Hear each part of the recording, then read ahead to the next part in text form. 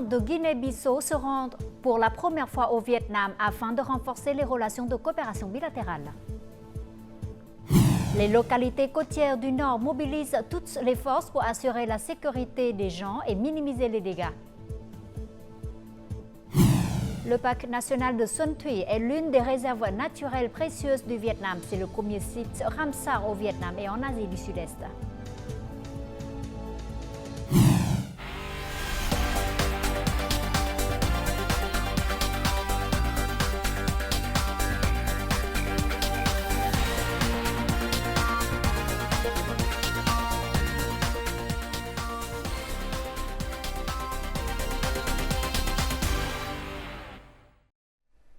Mesdames et messieurs, bonjour. Merci d'être avec nous dans cette nouvelle édition du Journal francophone.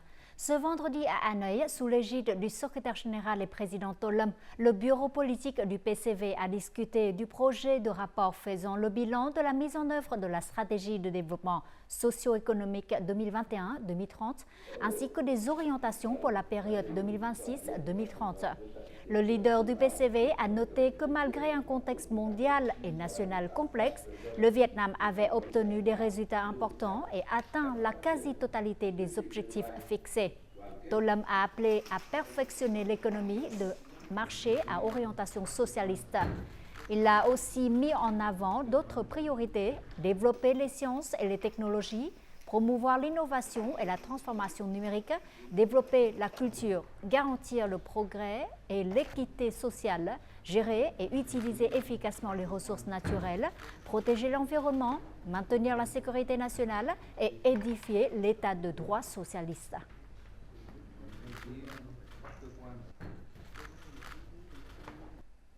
Le président de la République de Guinée-Bissau, Umaro Sissoco Embalo, effectue sa visite officielle au Vietnam du 5 au 8 septembre 2024. Ce vendredi après-midi, suite à la cérémonie d'accueil, le secrétaire général et président Tô-Lâm s'est entretenu avec le président de Guinée-Bissau.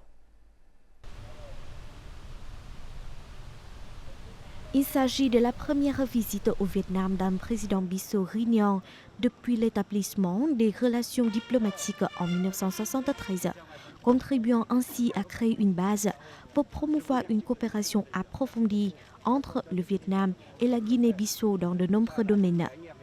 Il s'agit d'une base importante permettant aux deux pays d'établir une confiance politique et de coopérer pour un développement mutuel. Lors de l'entretien, Tô-Lâm a réaffirmé la politique du parti et de l'État du Vietnam qui valorise toujours les relations d'amitié traditionnelles avec les pays africains, dont la Guinée-Bissau.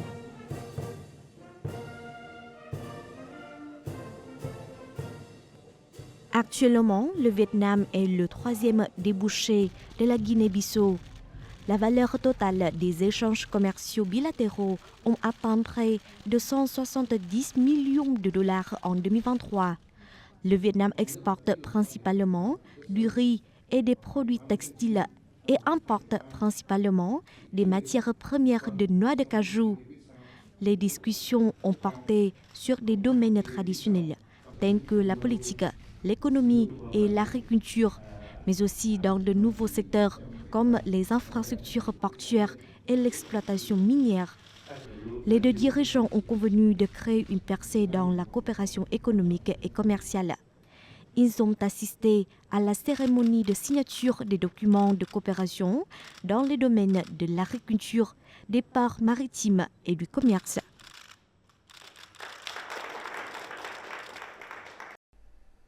Ce vendredi après-midi, la tempête Yagi a balayé l'île de Hainan en Chine pendant plusieurs heures. Bien qu'elle ait touché terre, la tempête ne s'est pas affaiblie. Il s'agissait toujours d'une super tempête de niveau 16, la plus puissante en mer orientale au cours des 30 dernières années. Il est prévu que cette tempête entrera ce soir dans le golfe du Tonkin. Elle frappera les districts insulaires de Bac Long Vĩ et Cô Tô avant de débarquer samedi dans la région du nord du Vietnam. Et face à cette situation, le vice-premier ministre Chen Hong-ha s'est rendu cet après-midi dans la province de Quảng Ninh et la ville portuaire de Hải Phòng pour inspecter les préparatifs à l'arrivée de la tempête. Dans le district de Vân Đồn, province de Quảng Ninh, Chen Hong-ha a inspecté la zone d'abri pour les bateaux de pêche. À ce jour, près de 5600 bateaux de pêche de tout type ont trouvé un abri sûr anti-tempête. Plus de 2800 installations aquacoles en mer ont été renforcées. Le vice-premier ministre a aussi inspecté les travaux de prévention contre le typhon dans la compagnie du charbon de Hatu de la ville de Hạ Long.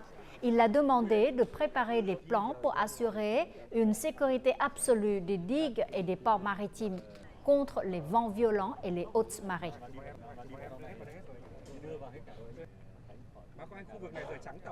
Et avant de toucher terre, le super typhon Yagi a provoqué ce vendredi de fortes pluies accompagnées de vents violents dans le nord et le centre septentrional du Vietnam. Les localités en danger, notamment les provinces côtières du nord, ont mobilisé toutes les forces disponibles et fait tout leur possible pour limiter les dégâts face au super typhon. L'évacuation des habitants hors des zones à haut risque est une priorité absolue. État des lieux. Selon les prévisions météorologiques, la province septentrionale de Quảng Ninh sera directement touchée par le super typhon Yagi. Ce midi, dans le district insulaire de Cô Tô, la mer était agitée et les vents étaient violents. Les gardes frontières ont mobilisé une centaine de véhicules et près de 400 soldats pour aider les habitants à amarrer leurs bateaux dans des endroits sûrs. L'évacuation des habitants hors des zones à risque a pris fin avant 16 heures. Dans la ville portuaire de Hải Phòng, les autorités ont ordonné l'évacuation urgente des foyers vivants dans les zones à haut risque. Ce travail devrait être terminé avant 20 heures vendredi soir. 158 écoles de la ville sont utilisées comme abri pour les habitants lors du passage de la tempête. Les élèves sont autorisés à s'absenter à l'école le 7 septembre. Dans la province de Thái Bình, l'interdiction de prendre le large est entrée en vigueur à 5 heures du matin ce vendredi. Tous les bateaux de pêche sont interdits de partir en mer. Ceux opérant en mer doivent trouver un refuge immédiatement. Le ministère de l'Agriculture et du Développement rural a demandé aux localités côtières du Nord de veiller à la sûreté des ouvrages hydrauliques et de prévenir les inondations. L'armée a mobilisé plus de 450 000 soldats, plus de 10 000 véhicules et 6 hélicoptères prêts à répondre à la super tempête numéro 3. Le groupe de télécommunications de l'armée vietnamienne a mobilisé 6 500 personnes et plus de 110 équipes d'intervention équipées de milliers de générateurs pour éviter les perturbations des lignes d'information et de transmission, garantissant ainsi la sécurité des communications. La direction du groupe électricité du Vietnam a convoqué aujourd'hui une réunion d'urgence en ligne avec ses antennes locales. Elle a ordonné de mobiliser la totalité de l'effectif pour préparer des réponses adéquates en cas de coupure à grande échelle, tout en préservant les vies et réduisant autant que possible les pertes matérielles.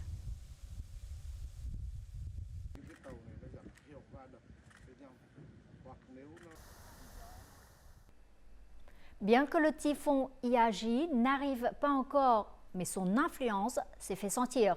Un orage violent accompagné de pluie a frappé cet après-midi la ville de Hanoï, provoquant d'importants dégâts matériels. Une personne est morte et une autre blessée. De nombreux arbres ont été arrachés. De graves embouteillages ont eu lieu aux heures de pointe, rendant très difficile le déplacement des habitants. La force sous-marine est considérée comme les soldats silencieux dans l'océan et sont toujours prêts à se sacrifier pour protéger la paix du pays. La volonté et l'amour pour la patrie des soldats de la marine se sont forgés au cours des 80 dernières années. Pour protéger la souveraineté de la patrie depuis le fond des mers, la brigade sous-marine 189 a été créée, marquant un tournant dans l'histoire de la marine vietnamienne. Cet appareil a été fabriqué par les soldats de la brigade 189 pour remplacer les pièces produites à l'étranger sur les sous-marins lorsqu'ils sont endommagés. Fabriquer leur propre équipement les a aidés à réduire les coûts d'investissement. De plus, l'équipement fabriqué localement est mieux adapté à l'environnement vietnamien. Ces modèles d'apprentissage sont extrêmement utiles dans le processus de formation. La connaissance du fonctionnement des sous-marins est assez complexe et grâce à ces modèles, les soldats peuvent accéder rapidement à ces connaissances. En tant que force sous-marine de campagne, la brigade est équipée d'armes modernes, d'équipements techniques et de systèmes synchronisés avec ceux terrestres. Face à un environnement de travail complexe, les initiatives doivent être mises en œuvre de manière synchrone, complète et efficace. La brigade sous-marine 189 a été créée en 2011 et est une unité navale relativement jeune, notamment dans le domaine des sous-marins.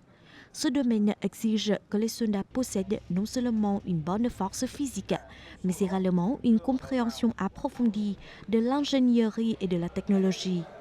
Les 13 dernières années ont marqué le parcours de développement de la brigade et sa volonté de maîtriser la technologie moderne. Les missions sous-marines sont toujours difficiles et chaque situation d'entraînement est un nouveau défi. Tous les officiers et marins ont fait preuve de résilience pour surmonter les difficultés et les épreuves, déterminés à accomplir toutes les tâches assignées. La brigade sous-marine s'efforce toujours d'accomplir toutes les tâches avec des politiques et des mesures synchrones et drastiques. Notre objectif est de faire de la brigade une force révolutionnaire, disciplinée, d'élite et moderne, digne d'être la force d'élite de la marine populaire vietnamienne. Solidarité, discipline, secret, détermination à vaincre est la devise de la brigade 189.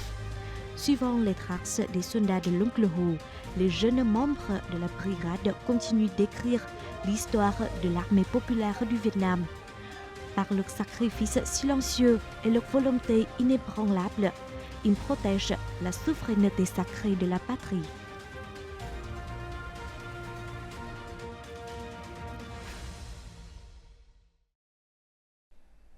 Récemment, de nombreux navires de pêche dans les localités côtières du centre ont sérieusement mis en œuvre les recommandations contre la pêche INN. Cependant, le phénomène de perte de connexion avec le dispositif de surveillance des déclenchements persiste. Pour répondre aux exigences recommandées par la CE, les localités concentrent leurs ressources sur la mise en œuvre de nombreuses solutions pour mettre fin à l'exploitation illégale, non déclarée et non réglementée des produits de la mer. Le bureau de contrôle des pêches du service des pêches de Da Nang surveille régulièrement les opérations des navires de pêche en mer. Si un bateau se dirige vers la mauvaise zone de pêche ou perd la connexion, le bureau l'avertit immédiatement. En cas de violation, la déconnexion du dispositif de surveillance de déclenchement pendant 6 heures sera strictement traitée conformément à la loi. Mais selon les pêcheurs, la perte de la connexion de croisière est due aux prestataires. Nous espérons que les opérateurs de réseau pourront résoudre le problème de perte de connexion afin que nous puissions pêcher au large en toute sécurité. Même si la perte de connexion est causée par le fournisseur de services, des mesures de traitement strictes doivent être prises conformément à la réglementation. Mais actuellement, aucune sanction n'est prévue contre les prestataires de services. Jusqu'à présent, dans 11 provinces et villes de la région centrale, de Thanh Hóa à Khánh Hòa, près de 12 000 bateaux de pêche d'une longueur de 15 mètres ou plus ont installé des équipements de surveillance des croisières. Pour les 200 navires de pêche restants qui n'ont pas encore installé d'équipements de surveillance des croisières, les localités ont établi une liste de surveillance et notifié aux postes frontaliers de les contrôler strictement. Ces navires ne sont pas autorisés à partir au large ou à accoster. Les informations sur les navires avant l'accostage ainsi que la sortie via le port sont rapidement fournies au bureau de contrôle des pêches pour vérifier et traiter les violations. En septembre, l'équipe d'inspection de la Commission européenne retournera au Vietnam pour sa 5e inspection. Par conséquent, les secteurs concernés doivent concentrer les ressources pour résoudre complètement les lacunes et les limites de l'industrie de la pêche. Voici les taux de change et l'indice de la bourse du Vietnam.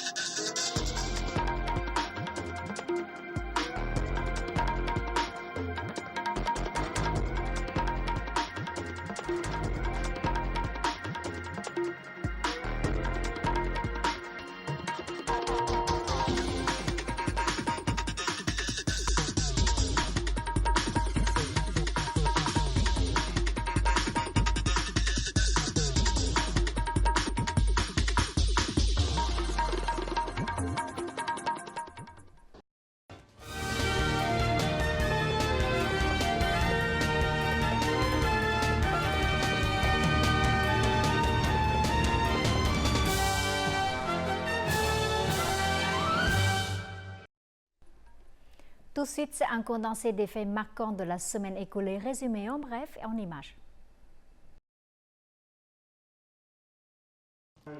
Mardi 3 septembre, le secrétaire général et président To Lam s'est entretenu en ligne avec le président sud-coréen Yoon Suk-yeol et le premier ministre japonais Kishida Fumio.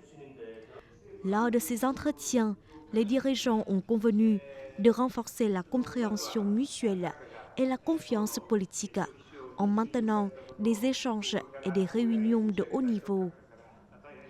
Le Vietnam veut également consolider sa coopération avec le Japon et la République de Corée en matière de sécurité et de défense, et en promouvant la coopération économique, commerciale et d'investissement. Les dirigeants ont également discuté de questions internationales et régionales d'intérêt commun, notamment celles liées à la mer orientale. Le 5 septembre a marqué le coup d'envoi de l'année scolaire 2024-2025 pour environ 25 millions d'élèves et d'étudiants à travers le Vietnam. Les hauts dirigeants du parti et de l'État ont assisté aux cérémonies de rentrée scolaire à travers le pays. Le Premier ministre Phạm Minh Chính a choisi de se rendre au collège Nguyễn Đình Chiểu de Hanoï, qui a la particularité d'accueillir un grand nombre d'élèves malvoyants. Le chef du gouvernement a exhorté à la création d'un environnement éducatif sain et à des conditions favorables aux élèves, notamment les handicapés.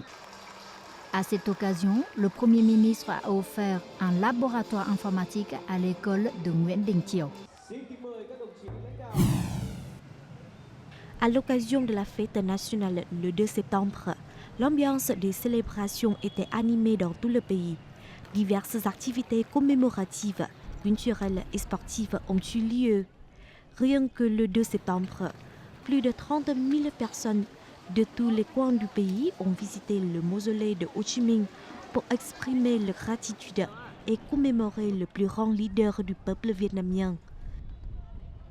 Dans la province de Nghệ An, terre natale du président Ho Chi Minh, le vestige historique national spécial de Kim Liên a accueilli pendant les 3 jours de la fête nationale plus de 40 000 personnes venues rendre hommage à l'oncle Ho. Dans les quartiers centraux de Ho Chi Minh Ville, des drapeaux, des fleurs et des affiches colorées offrent aux gens une ambiance de fête.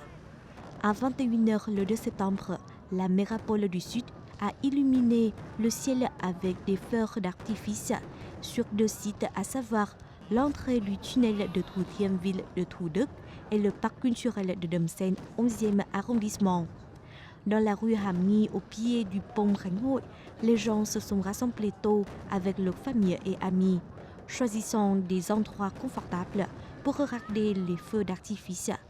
L'atmosphère était remplie de joie et de fierté nationale. Le Vietnam a été honoré dans plusieurs catégories lors de la cérémonie de remise des prix mondiaux du tourisme World Travel Awards 2024 qui s'est déroulée mardi 3 septembre à Manille, aux Philippines. Le Vietnam a été, pour la 6e année consécutive, élu comme la première destination d'Asie. Au niveau local, Hanoï est honoré comme la première destination touristique d'Asie et la première destination pour les courts voyages en Asie. D'autres villes et provinces du Vietnam, comme Ho Chi Minh Ville, Hoi An, Mộc Châu, Hà Giang et Hà Nam, figurent également dans la liste des premières destinations du tourisme, soit naturelles, soit patrimoniales d'Asie-Pacifique. Le 3e festival de la culture du Rhône a eu lieu du 31 août au 8 septembre dans la province de Đắk Lắk sur les hauts plateaux du centre. Ayant pour thème les échos de la montagne, cet événement vise à célébrer le 120e anniversaire de la fondation de la province de Đắk Lắk. Environ 600 artisans et acteurs ont participé au programme. Le festival avait pour but de contribuer à la préservation et à la promotion du patrimoine culturel national, en particulier de l'espace culturel du Rhône des hauts plateaux du centre. Le programme de gala Chère langue maternelle aura lieu le 8 septembre à l'Opéra de Hanoï et sera diffusé en direct sur les chaînes VTV1 et VTV4. Le comité d'État chargé des Vietnamiens à l'étranger, en collaboration avec la télévision du Vietnam, a organisé aujourd'hui une conférence de presse pour faire part des activités en l'honneur de la journée de la langue vietnamienne à l'étranger 2024. Cette journée est l'une des activités typiques visant à honorer la langue vietnamienne au sein de la communauté vietnamienne à l'étranger. La préservation et la promotion de la langue vietnamienne et de l'identité culturelle vietnamienne à l'étranger est une tâche qui préoccupe particulièrement le parti et l'État.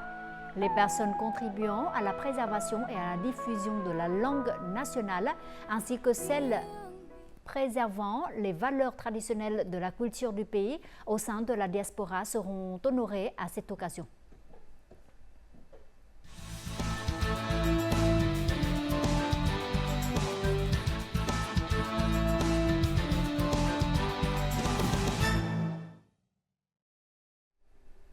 À environ 150 km au sud-est de Hanoï, le parc national de Xuân Thủy, province de Nam Định, est une réserve naturelle importante du Vietnam.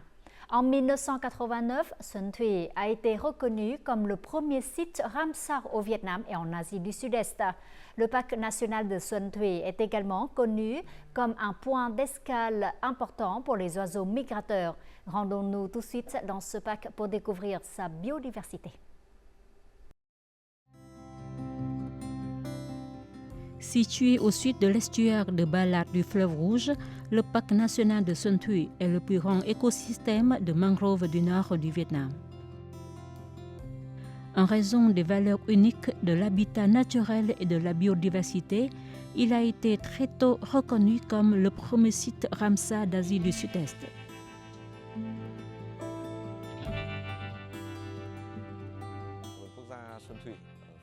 Xuân Thủy a été reconnu en 1989 par la Convention de Ramsar, la Convention internationale sur la conservation des zones humides.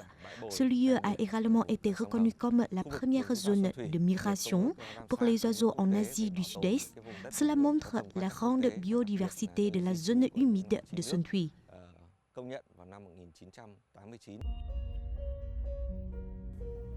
Les forêts de mangroves avec plus de 100 espèces de perroquets et de palétuviers créent une solide muraille anti-tempête, contribuant à fixer les alluvions et à empêcher l'érosion. En même temps, les forêts de mangroves servent aussi de filtre pour absorber les substances toxiques dans l'eau, régulant ainsi le climat de toute la région. La zone humide de Xuân Thủy compte 7 écosystèmes typiques, parmi lesquels l'écosystème des marais côtiers avec des forêts de mangroves est le plus typique. Le rôle de cet écosystème est extrêmement important en termes d'absorption du carbone. Selon une étude, la quantité de carbone absorbée par hectare de forêt de mangroves est 2 fois supérieure à celle d'un hectare de forêt terrestre. Les forêts de mangrove fournissent de la nourriture et créent un habitat paisible pour les oiseaux sauvages et les oiseaux migrateurs.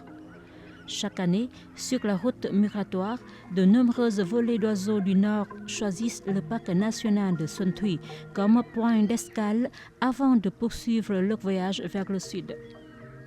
On y a enregistré l'apparition d'un certain nombre d'espèces d'oiseaux rares répertoriées dans le livre rouge international, parmi lesquels les spatules à bec noir représentant parfois jusqu'à 1/5 de la population mondiale de cette espèce.